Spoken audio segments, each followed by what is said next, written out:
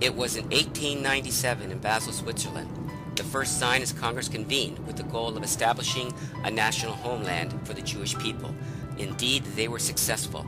The early settlers worked hard to establish the roots of a great nation. So it came to pass 70 years after the first Zionist Congress that God rewarded the 70 years of Jewish perseverance toward their land. He gave them a gift. In 1967, he brought them into Judea and Samaria and ancient Jerusalem, the land at the cradle of Jewish civilization. However, the original Zionist mission had stopped and was unable to carry the work of Jewish settlement into Judea and Samaria. Settling this land would require more than just physical strength. It would require people who had a special faith and trust in God. So it was, in 1971, after a struggle by dedicated Jewish souls, the community of Kiryat Arba was reborn on the location where our father Abraham had once settled. This set the standard for the next 40 years of settlement activity, which resulted in over 120 new Jewish communities scattered like pearls throughout the land. This was accomplished by Garanim, which are nuclei groups of people, setting out to create new communities. Because the communities were not conceived for the most part by ruling governmental entities, it truly became the work of the people. They successfully began to build communities and establish institutions of learning and set, for the most part, a religious foundation. Often the government would stand with them, giving them approvals and help build infrastructure. Planting trees and restoring plant life to the desolate hills became a major part of the people's religious and cultural endeavors. When God created the world and He put in Gan Eden Adam and Chava, the first thing He did was to plant a tree, to plant trees in Gan Eden. So we do every day, and especially in this Chodesh Shvat, we plant trees in the Gan Eden.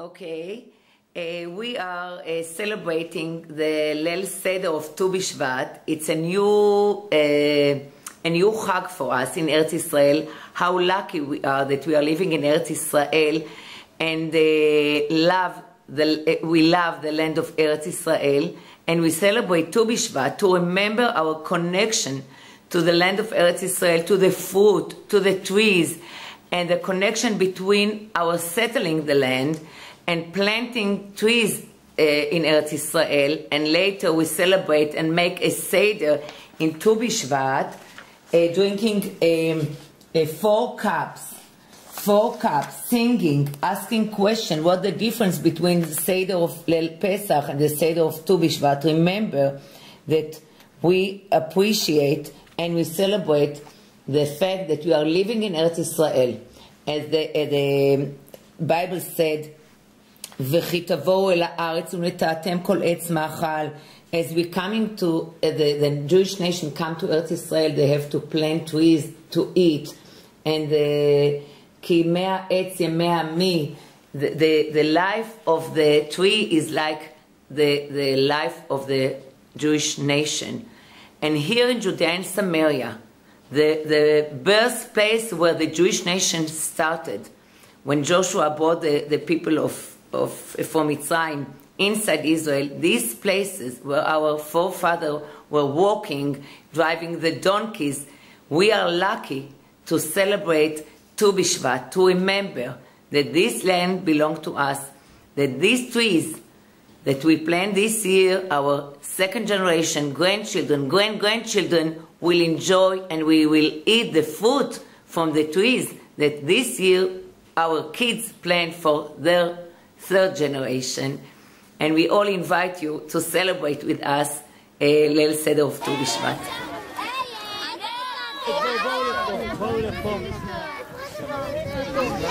My name is Hananel. I am the mayor of Kdomim. Today is Tu B'Shvat. It's a celebrate of all Eretz Israel. And now we are planting here with our children, students in the school, trees in Har Ephraim. It is a neighborhood that we plan to build here about 400 units.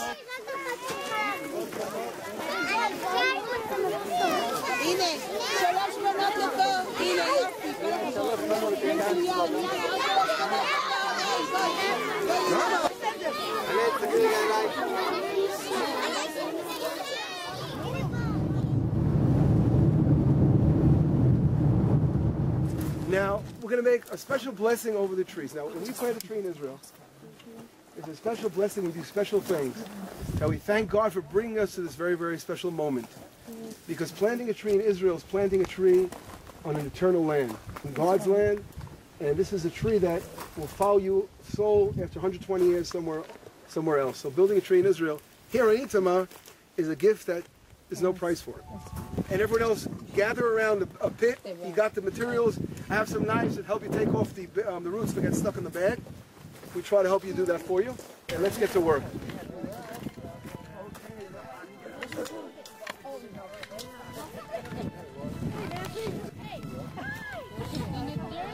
Coming up. Boy, don't we have stories, huh? We got trees to it.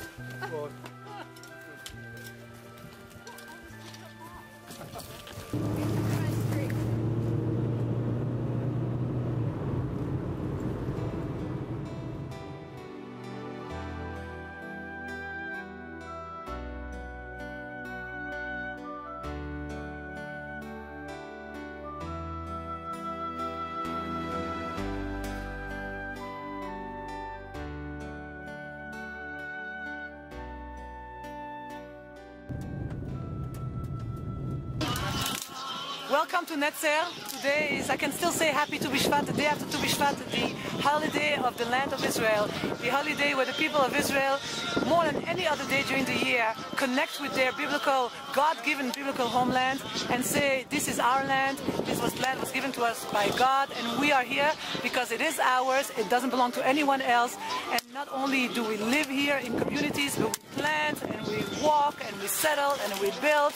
And today you came in an area where there is a struggle with our enemies, who over the past few years, funded by millions of dollars by the European Union and other anti-Semitic groups, try to take away our land.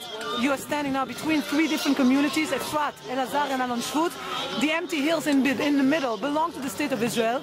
But to our shock and horror, the Arabs started taking over, and we said we're not going to sit by idly here. We are going to safeguard all the lands. And over the past 2 years already, we have been planting and planting and planting, thanks to the help of many people, friends of Israel, who helped us financially for all the preparations here. We're talking about a tractor, we're talking about the planting, the upkeep, the water, and thanks to the help of so many people, so many volunteers, and especially the agricultural volunteers like Ori, who come from the Galil, abandon their own farm for 2 days a week and come and work with us. Thanks to them, you can film all the different plantings here, tens and tens of dunams here below with the white plastic cover. This is just one example. In a few minutes we'll have this field, another few dunams.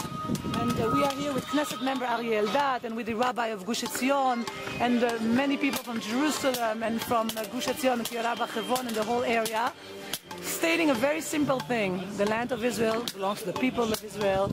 This is our land, and nobody will take it away from us.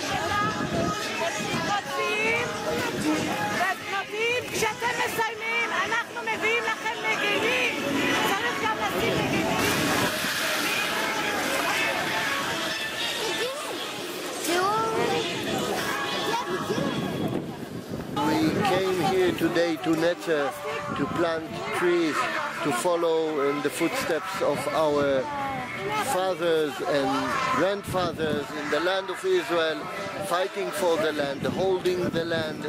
I am sure that as soon as more and more Jewish people will adhere to the land of their forefathers, the land will become ours, and we will be able to fight all our enemies, to stand against all the pressures, to withdraw from our homeland, and to make the land ours, not theoretically, but also practically. Thank you very much. More evidence that the settlement movement has turned into a success story is the establishment of industries and businesses throughout Judea and Samaria, such as the Herbs of Kedem organic cosmetic factory in Carmel of South Judea, or Biscott Winery in the Binyamin region, which produces over 100,000 bottles of wine per year sold internationally. But one of the best examples is the relatively new Ariel Industrial Park. The Ariel Industrial Park, in just over 5 years, has attracted over 30 factories and businesses in an area zoned for 60, and as of January 2011, when this video footage was taken, there were 7,000 people employed in the park. 50% of the workers are Arabs from Judea and Samaria living in the villages around here who cannot find such modern industry in their villages besides the good working conditions and wages. More businesses are preparing to come, for not only are there financial advantages here, but the location on the highway puts the park's location just minutes away from the greater Tel Aviv area. Products from the Ariel and Barkin Industrial Park, which is also located nearby, have reached international markets, just as international powers have put great pressure to stop Jews from settling on their ancient homeland. So too many have put boycotts on products from Judea and Samaria, but have failed to stop the Jewish progression, modern advancement, and success in business on this land. The city of Ariel has become a showcase city for every Western nation, providing the best environment for a family to live in. It possesses a modern cultural setting and is now home to over 20,000 Jewish people.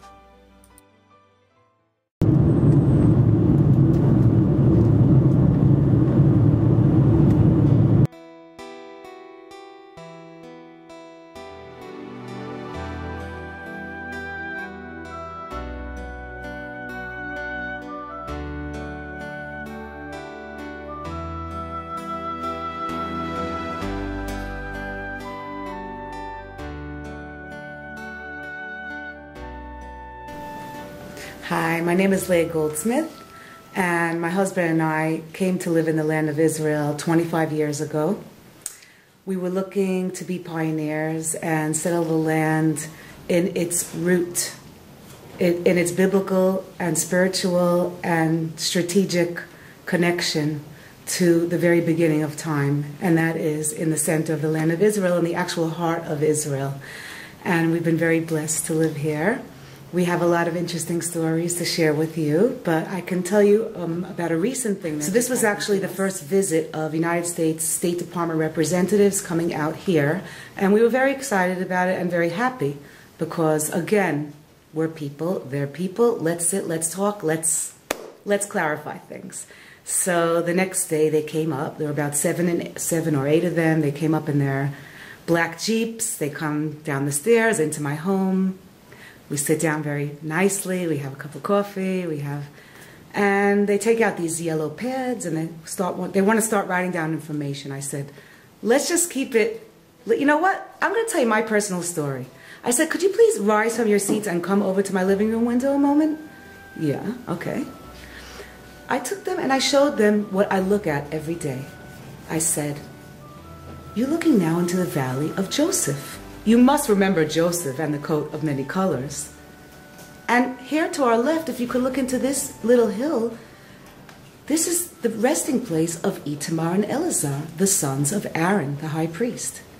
And if you look up on the mountain where I'll take you later, that's the resting place of Gideon in the book of Judges. Now, I don't know how biblically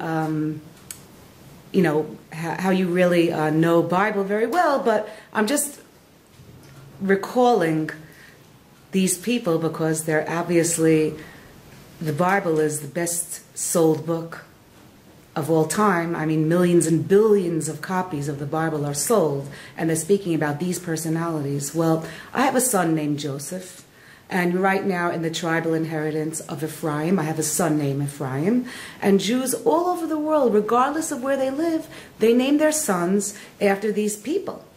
So I just wanted to share with you where these people are from. They're from right here. They're from my backyard. So if you're wondering why I live here, it's because it's the most natural thing in the world for us to return right here to the roots where I live, in the land of Shechem, where Jacob purchased the land, and later Joseph was laid to rest there. When the Jewish people left Egypt, they carried out the bones of Joseph, they carried the Ark of the Covenant, and they carried the bones of Joseph. And the first place they came to was right here in Shechem, between the mountains of Har Grizim and Har Eval. And Joseph is laid to rest in the place that his father, Jacob, bought.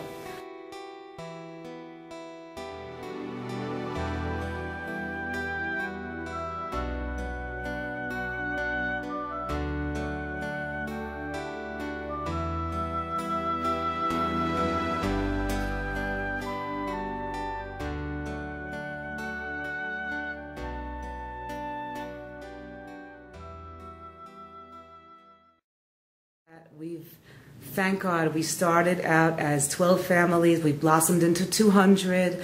We've taken over beautiful, beautiful land that lay barren and desolate for 2,000 years and have turned it into something green and productive. And this is the fruition of all the prophecies that our prophets wrote 2,000 years ago, that God will collect his people, bring them back to their land, to their original land, which is the land, obviously, of Shechem, Yerushalayim, Beit Lechem, Hebron.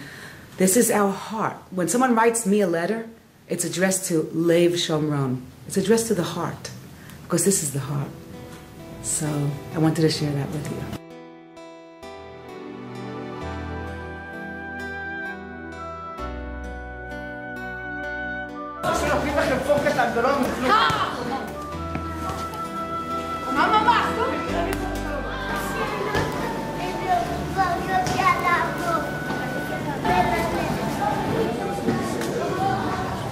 We are now in the field of Machpelah, the Sdei Machpelah, very close to Me'arat Machpelah, the cave of Machpelah, the tombs of our fathers and mothers, forefathers and foremothers, the place that Avraham Avinu had purchased. Actually, this is the first Jewish possession in the land of Israel, in Eretz Israel.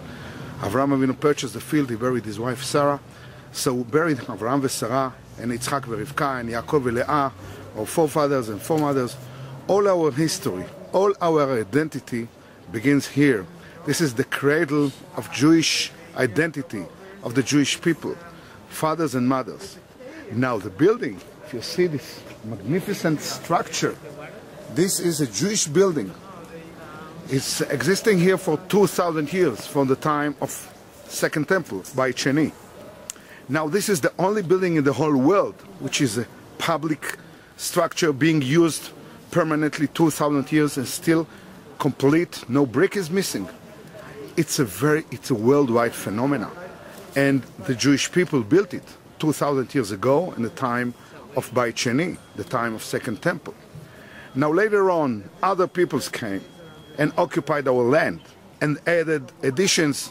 The Christians made their church, the Muslims tried to convert it to a mosque.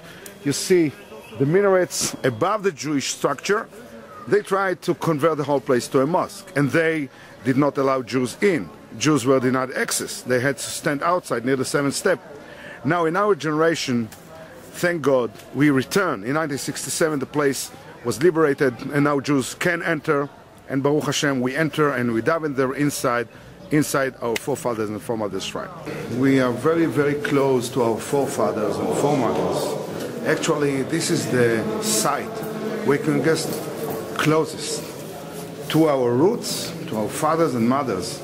And this is the place This is the monument of Abraham. Abraham, father of many nations, he actually gave the faith. He brought the faith to all nations, and many people from all over the world come to visit, come to pray, come to get closer to his personality, to his spirit. Now, this place was a secret for many generations. People were frightened. People say that one who get inside will not get out alive. And many stories have been told about that. But we have got one opportunity to enter into the cave. It was in the middle of the night, some 30 years ago, and we opened the floor and we crawled down into the cave, and we discovered the actual double cave.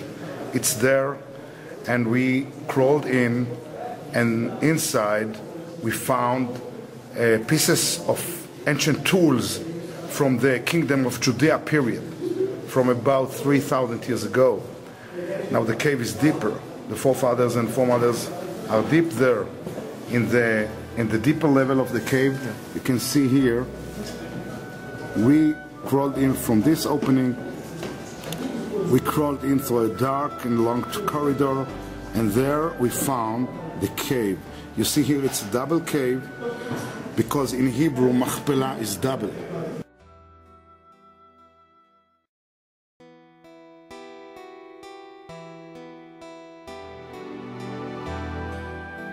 I can tell you, from my point of view as a person who in the past 40 years have been dealing just with building communities in Eretz Israel, that what I pray for every Shabbat, that my children, my own children and the children I educate will continue in our footsteps. I can tell you that I see the fruit. I even remember in this very room when my daughter Shira, whom you will meet, I hope, with her husband Shivi, when they came and said to my husband, we are going to build a new community in Eretz Israel, my husband said, what's wrong with Kedumim? A beautiful place, pioneering. We went through so many difficulties. There are so many challenges here. So my eldest daughter Yaeli was standing here next to my husband and said, Abba, Shira wants to do to you what you did to your parents, what your parents did to their parents. Your parents left Hungary when they were, after they got married, they came to Eretz Israel with nothing in their hands. Then they started in the dunes of Tel Aviv, so did my parents. And then when we had our comfortable home in Tel Aviv, we moved to the bare hills of Shomron. What your daughter Shira and her husband Shivi, with their six little children, what they want to do is to continue to walk in the footsteps of yourself, of your parents, of your grandparents, and in the footsteps of Avraham, Yitzchak, Yaakov, and all the kings, and all David and Shlomo, and all the kings, and according to the vision, to the prophecies, all the prophets. So indeed, they packed the things, they moved from the first Jewish community in Shomron into a bare hill.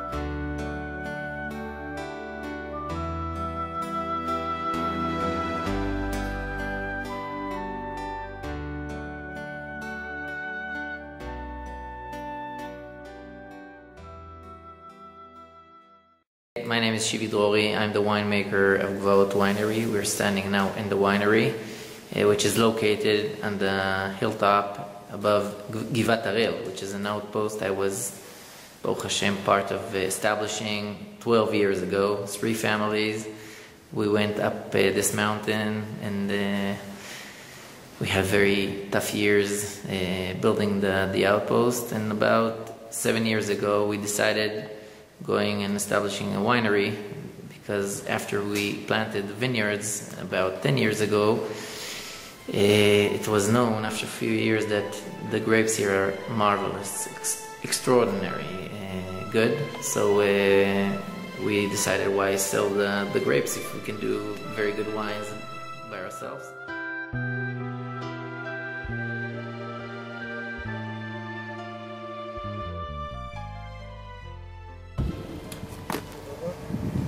The workers are now transferring wines from barrel to barrel through the. You can see there. You can see one of our barrel rooms. The barrels are contained in this room in about 13 degrees Celsius all year until we bottle them after between 12 to 18 months.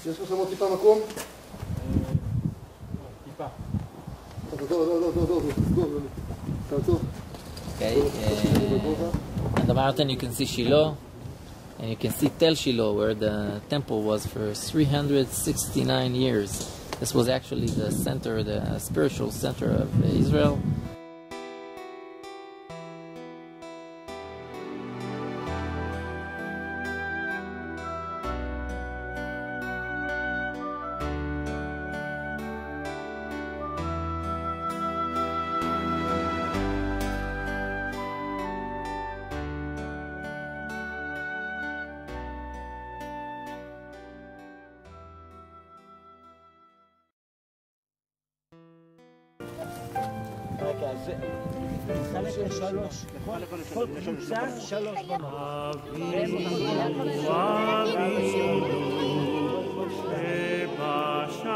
בשמיים צור ישראל